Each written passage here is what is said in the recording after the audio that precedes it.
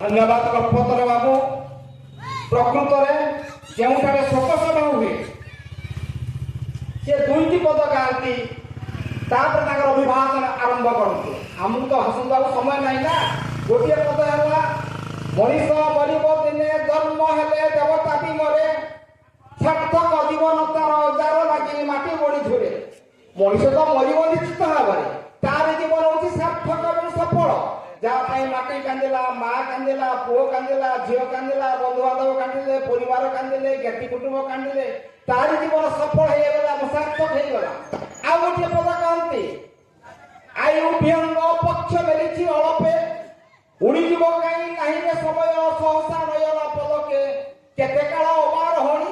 गले चली थे फेरी के अबा कहनी ये सुमधुर मूर्छना से कंठ शुभ ना परवर्ती वक्ता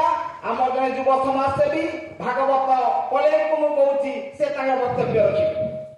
मातृभूमि मातृ मातार ममता जाहुदय जनमी नाई